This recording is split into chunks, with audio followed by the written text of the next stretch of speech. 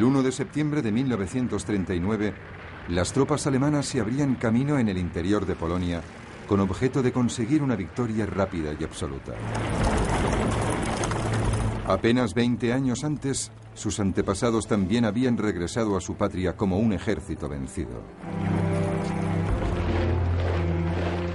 En noviembre de 1918, a los 4 años del inicio de la Primera Guerra Mundial, el emperador de Alemania, el Kaiser Guillermo II, se había visto obligado a abdicar. Sus ejércitos estaban siendo progresivamente destruidos en una ofensiva implacable de las tropas británicas, francesas y norteamericanas. Su pueblo corría el riesgo de morir de inanición. Pero un mito peligroso estaba arraigando. Las tropas y los generales alemanes pretendían hacer creer que no habían sido derrotados en la lucha, sino que habían sido traicionados por sus propios políticos timoratos.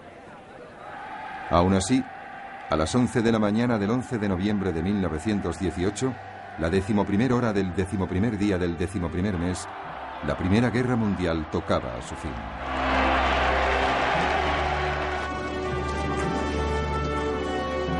El 10 de noviembre de 1919, un año después, el presidente de Estados Unidos, Woodrow Wilson, llegó a Europa con la promesa de establecer un nuevo orden mundial.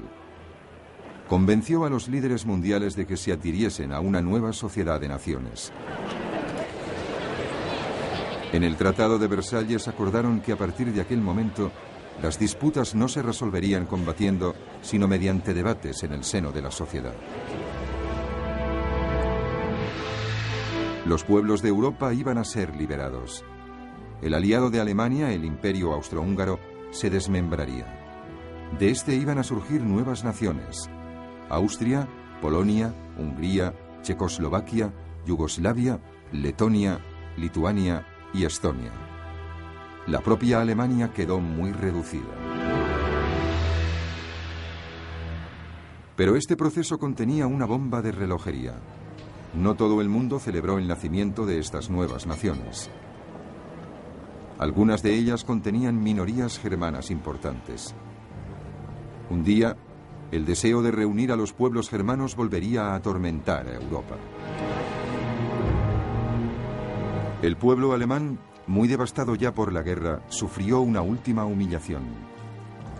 Se le obligaba a pagar la enorme cantidad de 6,6 billones de libras esterlinas en concepto de reparaciones a Francia y Gran Bretaña, una suma que Alemania difícilmente podía permitirse pagar. Pero en cuanto Wilson volvió a Estados Unidos, su nuevo orden mundial cayó hecho pedazos. El Congreso norteamericano decidió que no podía arriesgarse a verse envuelto en otra guerra en Europa. Se negó a adherirse a la Sociedad de Naciones. Estados Unidos se replegó en el aislacionismo. Alemania era ahora una nación muy distinta. Seguía siendo el país más grande de Europa, pero su monarquía militarista había desaparecido. Se había convertido en una democracia. Pero su gobierno, la llamada República de Weimar, pronto sufriría una serie de reveses terribles. De repente surgieron enfrentamientos callejeros entre los nacionalistas de extrema derecha y los comunistas que intentaban iniciar una revolución. Así las cosas, en 1923, una hiperinflación que ascendió hasta el 100% en un mes arruinó el país. Los ahorros de la gente corriente quedaron en nada. Todo ello constituía un campo de cultivo perfecto para una nueva generación de políticos de derechas que esgrimían la exaltación en sus discursos, entre los cuales se hallaba Adolf Hitler. Hitler había nacido en Austria, había luchado valerosamente como soldado en la Primera Guerra Mundial y había sido condecorado con la Cruz de Hierro. A su regreso a Alemania se estableció en Múnich. Su encendida oratoria pronto le permitió hacerse con el control del pequeño Partido Nacional Socialista o Partido Nazi.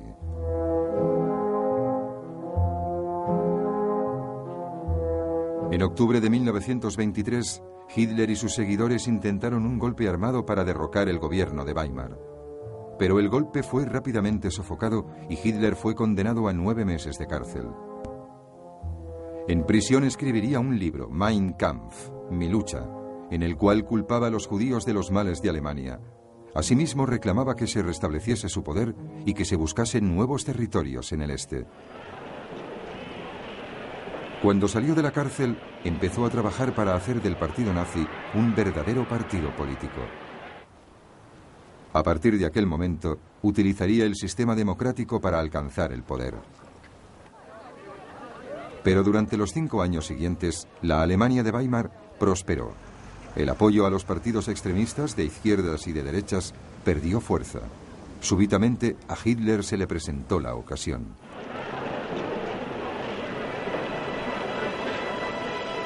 En octubre de 1929, el mercado de valores de Estados Unidos se colapsó. Se perdieron miles de millones de dólares y la depresión económica se extendió al mundo entero. En Alemania el desempleo se disparó hasta alcanzar a más de 6 millones de personas. Parecía que solo los políticos extremistas eran capaces de ofrecer una solución.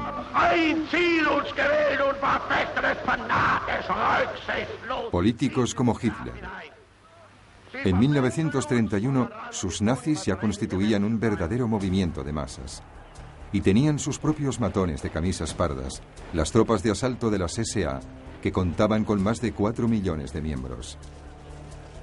En las elecciones de 1932, los nazis se convirtieron en el partido más numeroso del Parlamento alemán, el Reichstag. Sin embargo, Hitler se negó a formar una coalición, paralizando así el Parlamento. Para poder superar este punto muerto, el presidente Hindenburg lo nombró canciller, es decir, jefe de gobierno, en enero de 1933. Al cabo de un mes tuvo lugar el incendio del Reichstag. Hitler acusó a los comunistas y exigió poderes extraordinarios, poderes que utilizó para prohibir todos los demás partidos políticos. En agosto de 1934 fallecía el presidente Hindenburg. Hitler se autoproclamó presidente. Ahora ya era el líder absoluto, el Führer de Alemania.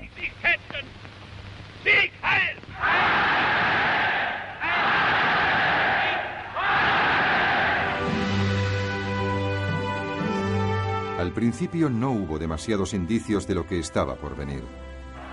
Durante los 3 años siguientes, el Führer se centró en cumplir su promesa de reconstruir la economía alemana. Gastó millones en obras públicas, incluyendo la construcción de un sistema de autopistas que abarcaba 8.000 kilómetros, con objeto de absorber el desempleo. Pero en secreto, Hitler también estaba gastando grandes sumas de dinero en un amplio programa de rearme. Según el Tratado de Versalles, el ejército alemán se había visto limitado a 100.000 hombres.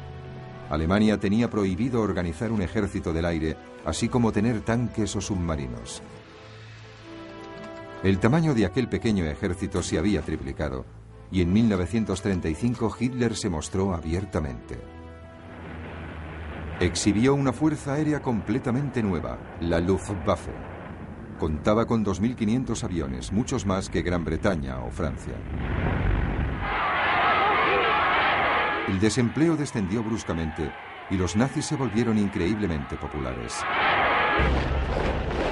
Envalentonado por todo ello, el Führer dio su primer paso expansionista. En 1935 volvió a ocupar la región del Sarre, en la frontera francesa, después de que ésta votase para dejar de estar gobernada por la Sociedad de Naciones y estar de nuevo bajo dominio alemán.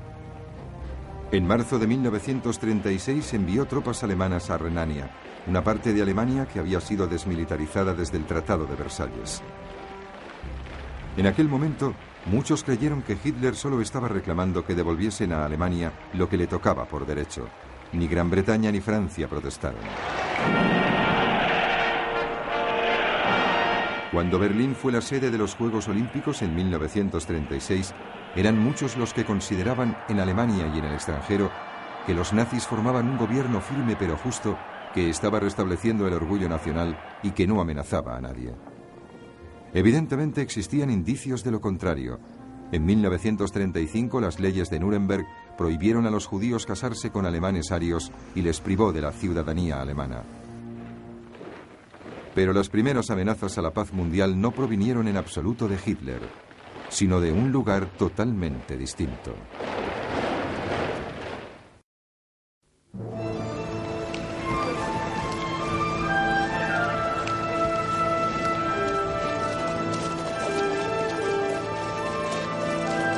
A comienzos del siglo XX, Japón era ya una potencia militar. Había vencido a Rusia en la guerra que había tenido lugar en 1905 y había luchado junto a los aliados en la Primera Guerra Mundial. Después de la guerra, Japón constituía una potencia mundial reconocida y se adhirió a la Sociedad de Naciones. Pero políticamente representaba un cúmulo de contradicciones. Nominalmente era una democracia, pero la tradición feudal aún era fuerte. La mayor parte de los japoneses seguía venerando a su emperador como a un dios viviente y lo consideraba su verdadero líder. El país se enfrentaba a problemas económicos muy importantes. Su población no paraba de aumentar. Y no tenía recursos naturales para poder abastecer a sus industrias en plena y rápida expansión. Sus líderes necesitaban soluciones y las vislumbraron en la Manchuria china. Manchuria era una tierra rica en campos de cereales, carbón y minerales. Era el objetivo perfecto, pues las tropas japonesas ya estaban estacionadas en el sur de Manchuria. Otros posibles objetivos eran las colonias gobernadas por los poderes europeos.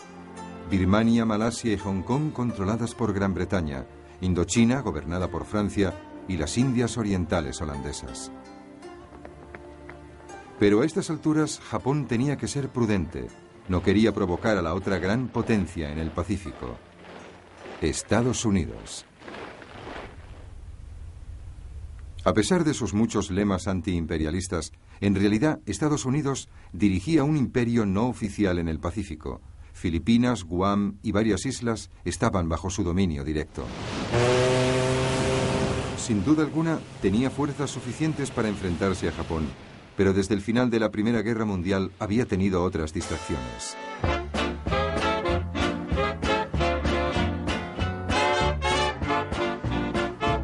Era la época del jazz americano.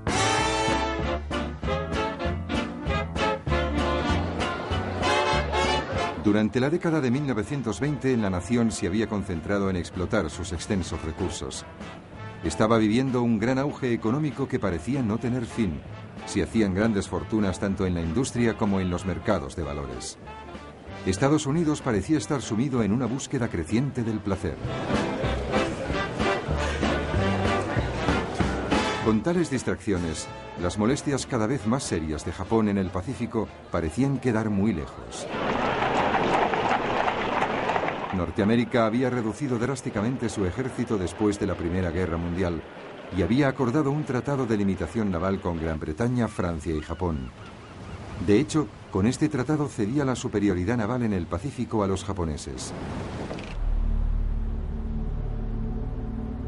Y entonces llegó la Gran Depresión.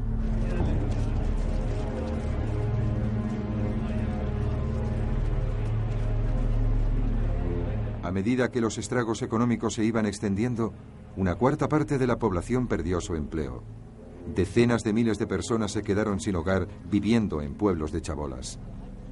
Si anteriormente Estados Unidos estaba distraído con los placeres, ahora lo estaba con el dolor. Era el momento que Japón estaba esperando para actuar.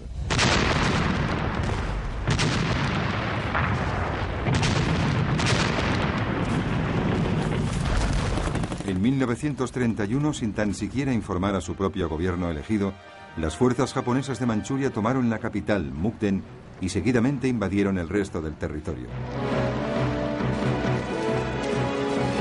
Se proclamó un estado títere, Manchukuo, bajo un gobernador títere, Aisin Jiro, el último emperador de China destronado en 1911, que había sido rescatado de su retiro.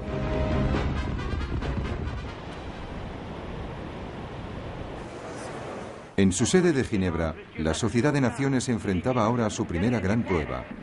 Japón fue condenado universalmente. Pero su respuesta fue categórica. Sin embargo, Japón considera imposible aceptar el informe adoptado por la Asamblea. Después de esto, los japoneses simplemente decidieron abandonar las conversaciones. Y la Sociedad de Naciones comprendió de repente que no había nada que pudiese hacer por Manchuria. Japón fue excluido de las ventajas de que disfrutaba por parte de la Sociedad de Naciones, pero no le importó. Sus dirigentes habían puesto sus ojos en nuevas conquistas, esta vez en China. No fueron estas presas difíciles, sobre todo porque China se encontraba en una situación de caos. El gobierno del generalísimo Chiang Kai-shek estaba enredado en un conflicto con el Partido Comunista Chino, dirigido por Mao Zedong. Se desató una guerra civil.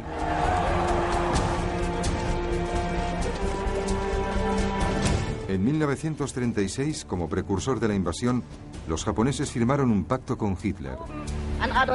El objetivo era protegerse ante cualquier ataque por parte de la Rusia soviética si avanzaban en China. Así las cosas, en julio de 1937, los japoneses provocaron un incidente con las tropas chinas e invadieron el país.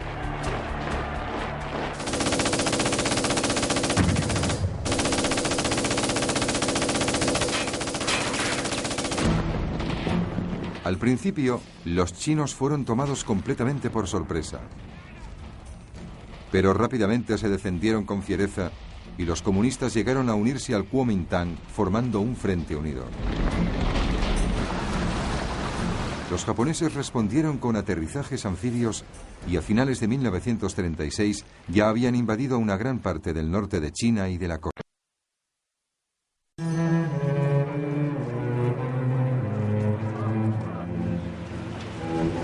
Los japoneses libraron esta guerra con una brutalidad insólita, bombardeando ciudades de forma indiscriminada.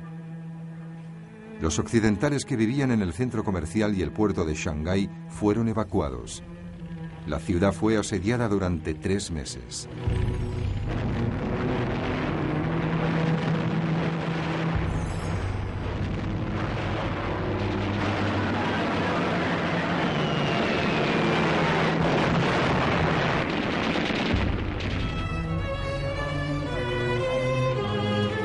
Sufrió destrozos generalizados. Las fuerzas japonesas no mostraron piedad ni preocupación alguna por la población nativa. Pero después de la captura de Nankín, por aquel entonces la capital de China, el 17 de diciembre de 1937, las fuerzas japonesas empezaron a comportarse como si realmente hubiesen perdido cualquier atisbo de razón. Se estima que más de 300.000 civiles fueron masacrados durante una orgía de violaciones y matanzas indiscriminadas que duró 6 semanas. Los japoneses atacaron incluso los buques de guerra británicos y norteamericanos que habían sido enviados para proteger sus embarcaciones y su comercio. El peor incidente tuvo lugar el 12 de diciembre de 1937. La lancha cañonera norteamericana Panay fue hundida por los bombarderos japoneses. Los 50 miembros de la tripulación fallecieron. A pesar de ello, las potencias occidentales se negaron a intervenir, así que la Sociedad de Naciones no pudo hacer nada al respecto. En Estados Unidos, el presidente Roosevelt quería realmente imponer un bloqueo naval a Japón. Ha quedado claro que los actos y las políticas de ciertas naciones en otras partes del mundo tienen consecuencias de gran alcance a nivel mundial. Pero los británicos no quisieron ni oír hablar de ello, pues temían que pudiese provocar una guerra. Por lo tanto, lo único que el presidente Roosevelt pudo ofrecer fue un crédito de $25 millones a Chiang Kai-shek para comprar armas. Y aunque los comunistas luchaban ahora al lado del Kuomintang, la Unión Soviética tampoco hizo gran cosa para ayudar. Su única implicación consistió en una serie de choques a lo largo de su frontera con Manchuria. Pero como país, China no recibió ninguna ayuda de la Unión Soviética. Tuvo que luchar sola. Durante el año 1938, los japoneses invadieron Cantón y empujaron a las fuerzas chinas cada vez más hacia el oeste del país. Toda la retórica de la Sociedad de Naciones, todas aquellas promesas para frenar la agresión internacional habían quedado en nada. Y ahora, los poderes occidentales se enfrentaban a una agresión mucho más cerca de casa. Una posición de potente injusticia.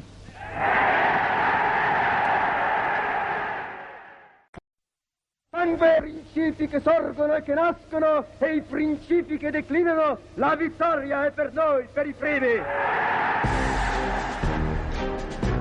En la actualidad resulta fácil burlarse de Benito Mussolini, el dictador fascista de Italia. Todas estas poses vistas ahora pueden resultar un poco ridículas, pero en 1922 no lo parecía.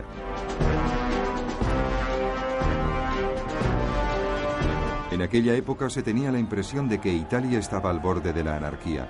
El país se encontraba debilitado por las huelgas y las confiscaciones de tierras. Al igual que en Alemania, el gobierno democrático parecía ser impotente ante los disturbios. Así pues, Benito Mussolini, veterano de la guerra y periodista, decidió tomar posiciones. Organizó un partido nacionalista de derechas, los fascistas.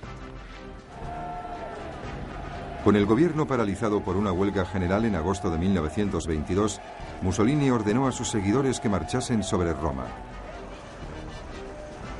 Ante el peligro de una guerra civil, el rey de Italia, Vittorio Emanuele, le pidió que formase gobierno. Si realizzassero le premesse necessarie e sufficienti per una collaborazione delle quattro grandi potenze occidentali. Rápidamente Mussolini se movilizó para acabar con toda oposición política y asumió poderes dictatoriales. Deve cristallizzare una posizione di potente ingiustizia. En 1928 su posición parecía segura. El Parlamento era nombrado más que elegido y todo el poder se concentraba firmemente en el Gran Consejo Fascista.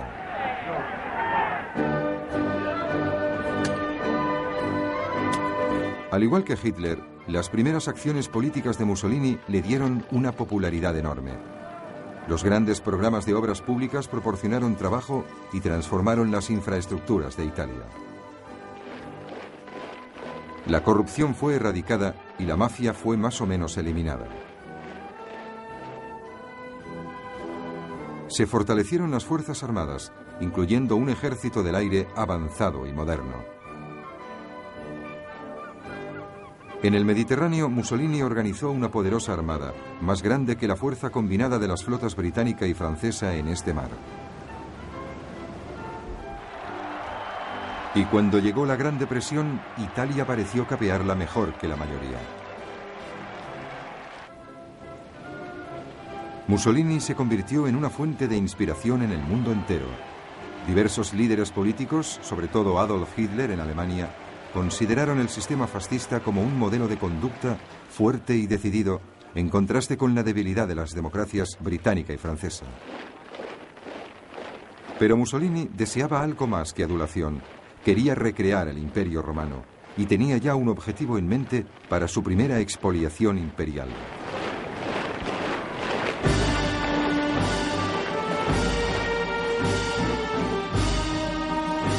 Su objetivo era Abisinia, la actual Etiopía. Italia ya tenía colonias en la frontera de este país en Eritrea y en la Somalia italiana.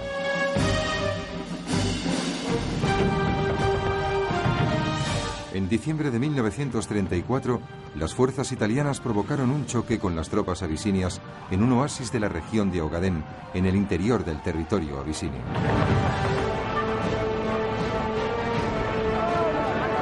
Mussolini envió entonces refuerzos a Eritrea y a la Somalia italiana, exigiendo que Abisinia pagase reparaciones por ello. El emperador de Abisinia, Haile Selassie, recurrió en persona a la Sociedad de Naciones.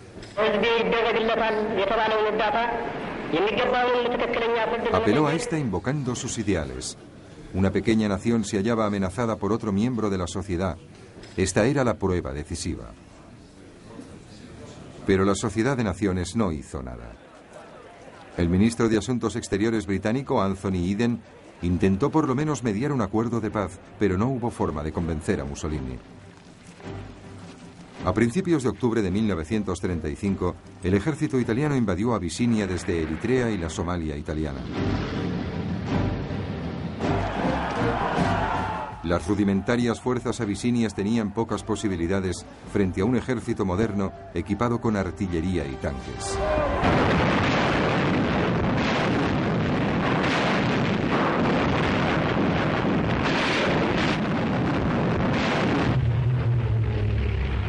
Las fuerzas aéreas italianas tenían un dominio absoluto del cielo y hostigaban a los abisinios. En ocasiones lanzaron bombas de gas haciendo caso omiso de la prohibición de utilizar este como arma, desde que en el Tratado de Versalles su uso se había considerado crimen contra la humanidad. 6 meses más tarde Abisinia había sido completamente ocupada. El emperador Haile Selassie huyó hacia el exilio en Gran Bretaña. Desde su sede en Suiza, la Sociedad de Naciones se frotaba las manos.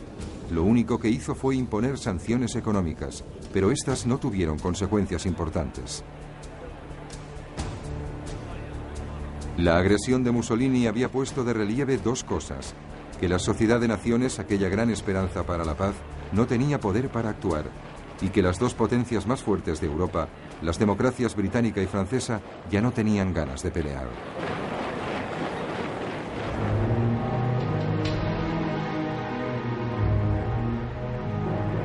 Tanto Gran Bretaña como Francia habían quedado destrozadas por la Primera Guerra Mundial y sus economías no se habían recuperado realmente.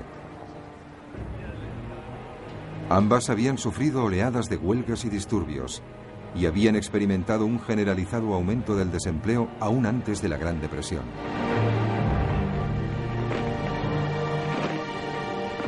De igual modo, ambas se habían enfrentado al coste de controlar imperios, un coste que había aumentado al absorber las antiguas colonias alemanas y los territorios de Oriente Medio que antiguamente habían estado bajo el dominio del Imperio Turco Otomano.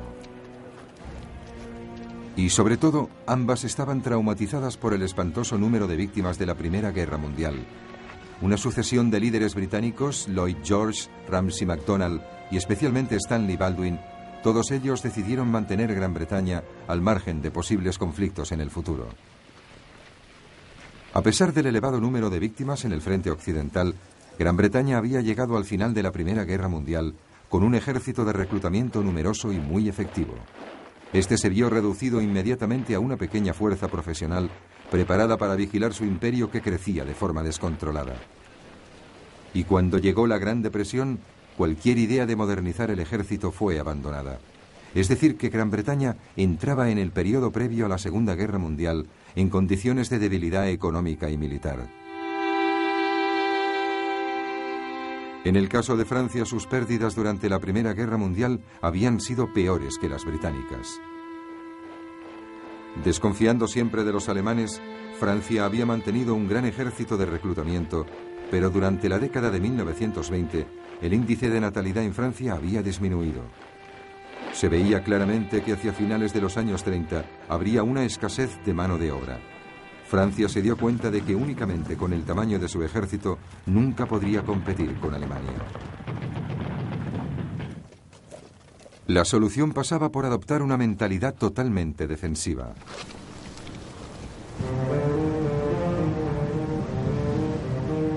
La línea Maginot, una serie de fortificaciones defensivas, se había empezado a construir en 1930 a lo largo de la frontera con Alemania y se extendía hasta la frontera belga.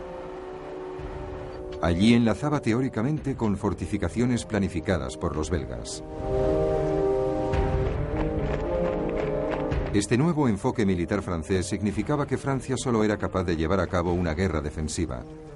De hecho, no tenía la capacidad suficiente para lanzar un ataque sobre Italia, aunque los británicos hubiesen tenido tropas para ayudarle. Y evidentemente, ambos países sabían que sus marinas de guerra en el Mediterráneo eran superadas en número por la nueva flota de Mussolini. Así pues, cuando Italia conquistó Abisinia, para ambas potencias resultó razonable no hacer nada. Verdaderamente aquello parecía estar demasiado lejos, un problema ajeno demasiado remoto.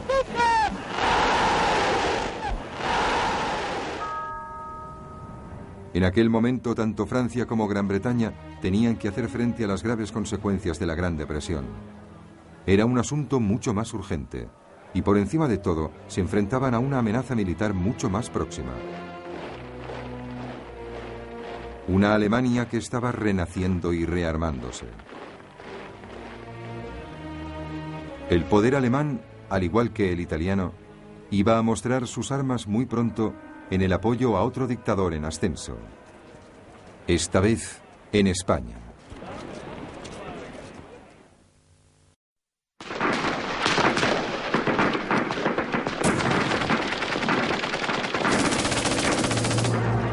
En 1936, la guerra civil estalló en España.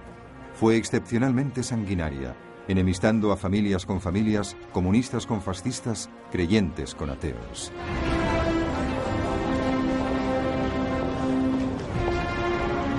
En 1931, un gobierno de izquierdas llegó al poder determinado a acabar con la monarquía secular española. El rey Alfonso XIII se vio obligado a partir al exilio y se declaró la República.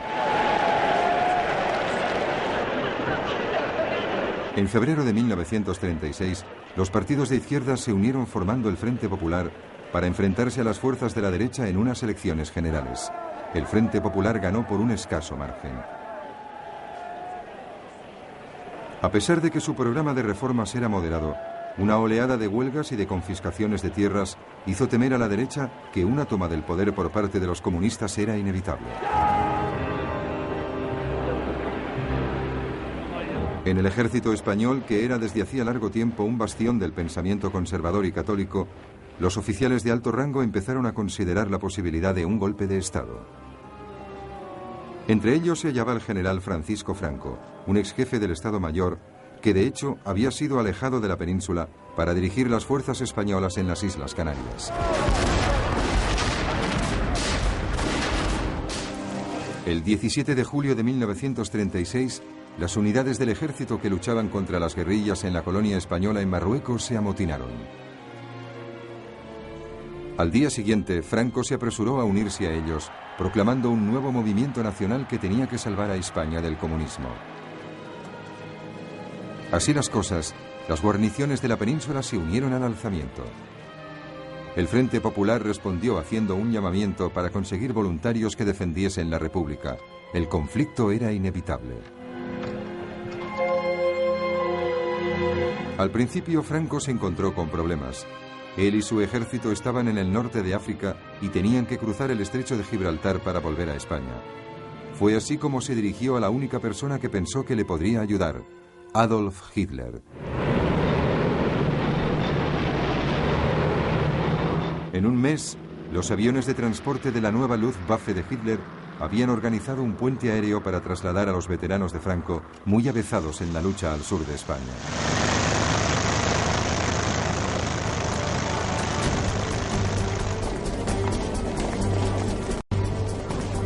Pero en esta fase parecía que la República aún tenía ventaja. Los alzamientos militares en favor de Franco en Madrid y Barcelona habían sido rápidamente aplastados, dejándole el control de la mayor parte del este del país.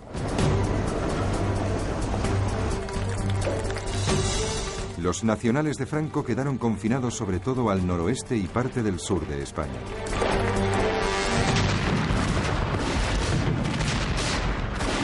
Pero la situación de los nacionales cambió cuando empezaron a llegar armas y tropas de Hitler y de Mussolini.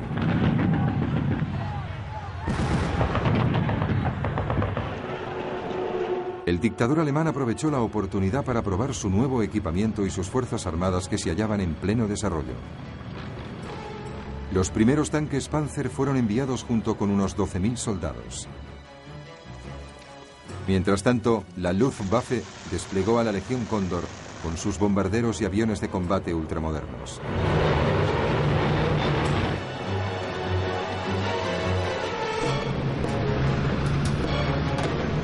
Fue enviado un cuerpo llamado de voluntarios con 50.000 hombres y más de 700 aviones.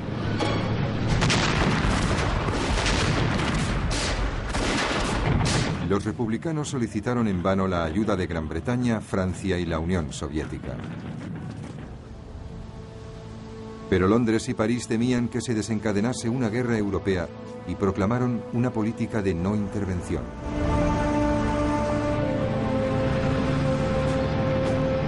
Sin embargo, tanto Alemania como Italia atendieron la solicitud de ayuda. Y cuando se hizo evidente que estaban enviando armas al bando nacional, Joseph Stalin, el líder soviético, anunció que ayudaría a la República. Lo que le preocupaba a Stalin era el ascenso del fascismo en Alemania. Hitler había expresado muy claramente su creencia de que el comunismo era el enemigo supremo del nazismo. Stalin comprendió que el conflicto español era una forma de mantener a Alemania e Italia ocupadas mientras fortalecía el poder militar de la Unión Soviética. Unos 700 asesores militares fueron enviados junto con tanques y aviones de guerra.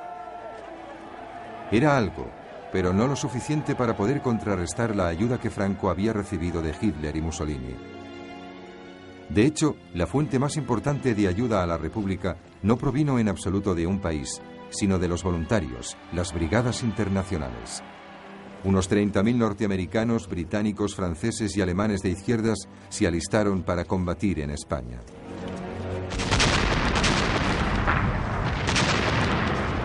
Con la ayuda de los países fascistas, los nacionales pudieron abrir dos frentes, uno que avanzaba hacia Barcelona desde el norte y el otro, acaudillado por Franco, que empujaba hacia Madrid desde el sur.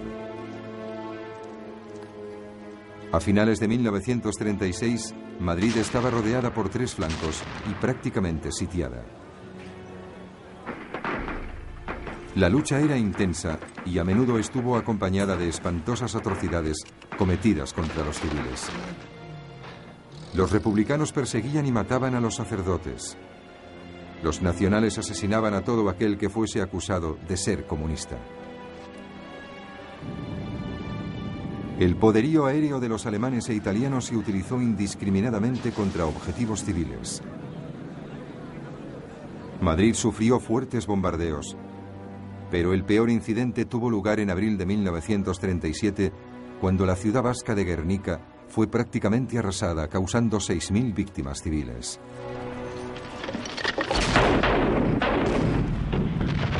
La zona controlada por la República se vio progresivamente reducida. Sus fuerzas luchaban con gran valor, pero sus combatientes insuficientemente entrenados y equipados no podían competir con los soldados profesionales dirigidos por Franco y con el armamento moderno combinado de Italia y Alemania. A la vez que la guerra se prolongaba, la lucha alrededor de Madrid se convirtió en un símbolo de la determinación de la izquierda de no dejarse aplastar por la dictadura franquista. Pero entre bastidores, la alianza republicana se estaba desmoronando. Los comunistas y socialistas deseaban concentrarse en obtener una victoria militar. En cambio, los ideales de anarquistas y sindicalistas estaban más próximos a considerar la guerra como una oportunidad para llevar a cabo una revolución obrera generalizada. Estos desacuerdos se manifestaron abiertamente en mayo de 1937. La lucha se desencadenó en Barcelona entre anarquistas y comunistas, lo que supuso un fatal debilitamiento de la causa republicana. A finales de 1938, los nacionales habían acorralado a sus enemigos en un enclave reducido cuyo centro era la ciudad de Barcelona y en otro que se extendía desde Madrid hasta la costa.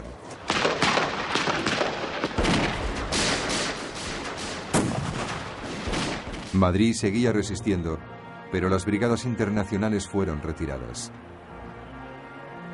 A la vez que las fuerzas franquistas se aproximaban para llevar a cabo el asalto final a Madrid, fue creciendo el número de naciones que empezaron a reconocer al gobierno de Franco.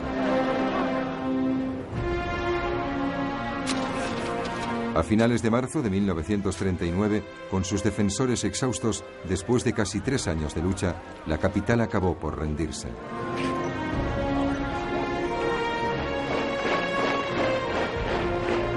Al cabo de un mes, Franco proclamó formalmente el fin de las hostilidades.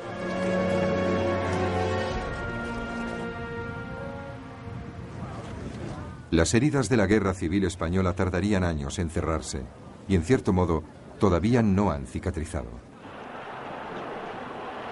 A nivel internacional, la victoria de Franco sobre la República resultó ser un desastre.